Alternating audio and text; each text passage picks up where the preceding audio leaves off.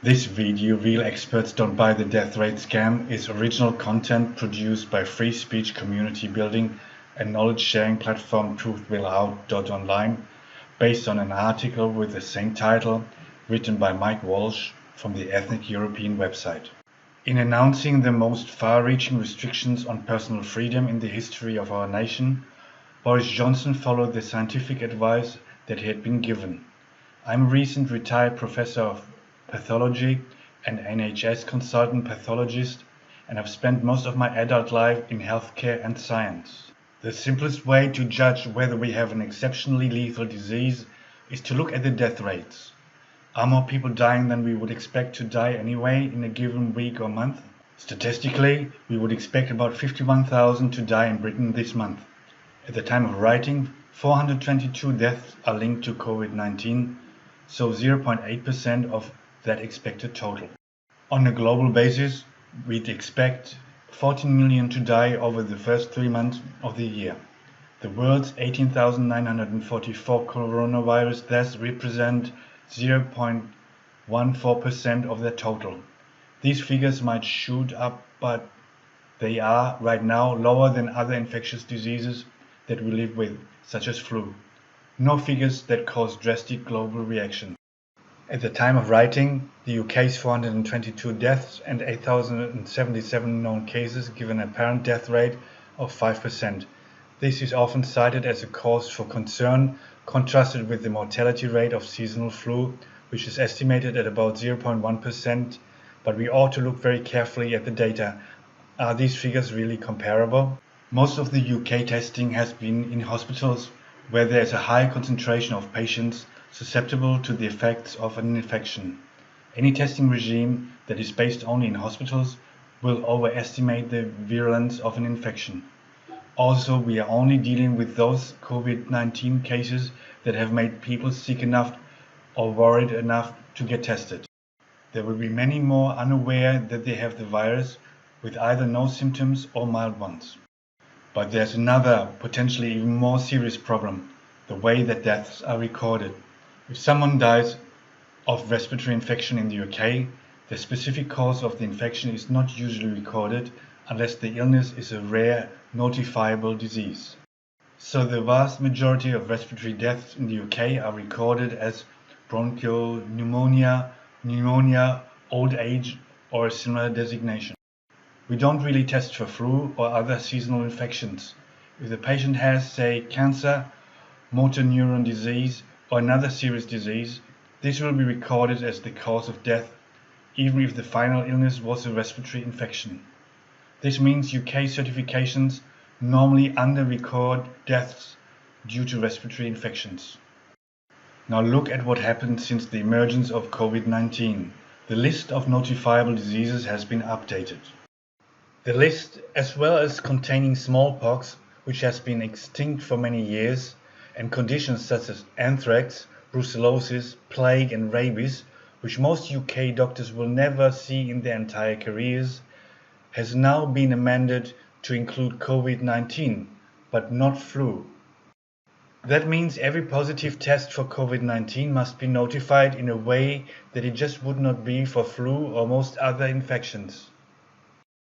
In the current climate, anyone with a positive test for COVID-19 will certainly be known to clinical staff looking after them. If any of these patients dies, staff will have to record the COVID-19 designation on the death certificate, contrary to usual practice for most infections of this kind.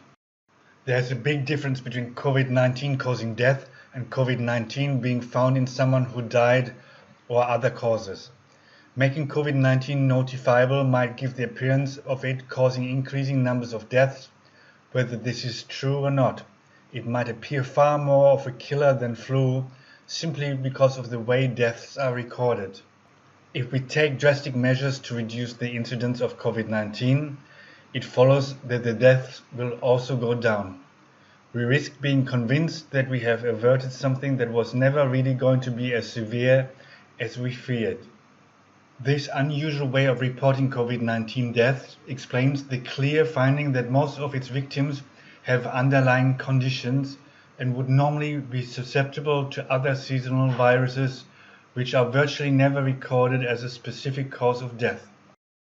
Let us also consider the COVID-19 graphs showing an exponential rise in cases and deaths.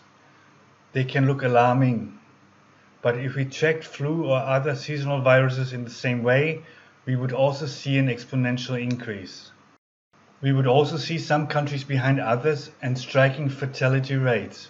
The United States Centers of Disease Control, for example, publishes weekly estimates of flu cases.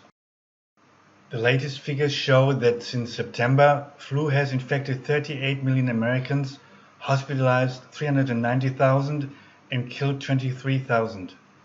This does not cause public alarm because flu is familiar. The data on COVID-19 differs wildly from country to country. Look at the figures for Italy and Germany. At the time of writing, Italy has 69,176 recorded cases and 6,820 deaths, a rate of 9.9%. Germany has 32,986 cases and 157 deaths, a rate of 0.5%. Do we think that the strain of the virus is so different in their nearby countries as to virtually represent different diseases? Or that the populations are so different in their susceptibility to the virus that the death rate can vary more than 20-fold? If not, we ought to suspect a systematic error, that the COVID-19 data we are seeing from different countries is not directly comparable. Look at other rates. Spain 7.1%, US 1.3%, Switzerland 1.3%, France 4.3%, South Korea 1.3%, Iran 7.8%. Early evidence from Iceland, a country with a very strong organization for wide testing within the population, suggests that as many as 50% of infections are almost completely asymptomatic. Most of the rest are relatively minor. In fact, Iceland's figures, 648 cases and 2 attributed deaths, give a death rate of 0.3%. As population testing becomes more widespread elsewhere in the world, we will find a greater and greater proportion of cases where infections have already occurred and caused only mild effects. In fact, as time goes on, this will become generally truer too, because most infections tend to decrease in virulence as epidemics progress. One pretty clear indicator is death. If a new infection is causing many extra people to die, as opposed to an infection present in people who would have died anyway, then it will cause an increase in the overall death rate. But we have yet to see any statistical evidence for excess deaths in any part of the world. COVID-19 can clearly cause serious respiratory tract compromise in some patients, especially those with chest issues and in smokers. The elderly are probably more at risk, as they are for infections of any kind. The average age of those dying in Italy is 78.5 years, with almost 9 in 10 fatalities amongst the over 70s. The life expectancy in Italy, that is, the number of years you can expect to live to from birth, all things being equal, is 82.5 years. But all things are not equal when a new seasonal virus goes around. It certainly seems reasonable now that a degree of social distancing should be maintained for a while, especially for the elderly and the immune suppressed. But when drastic measures are introduced, they should be based on clear evidence. In the case of COVID-19, the evidence is not clear. Clearly, the various lockdowns will slow the spread of COVID-19, so there will be fewer cases. When we relax the measures, there will be more cases again. But this need not to be a reason to keep the lockdown. The spread of cases is only something to fear if we're dealing with an unusually lethal virus. That's why the way we record data will be hugely important. Unless we tighten criteria for recording death due only to the virus, as opposed to it being present in those who died from other conditions, the official figures may show a lot more deaths apparently caused by the virus than is actually the case. What then? How do we measure the health consequences of taking people's lives, jobs, leisure and purpose away from them to protect them from an anticipated threat? Which causes the least harm?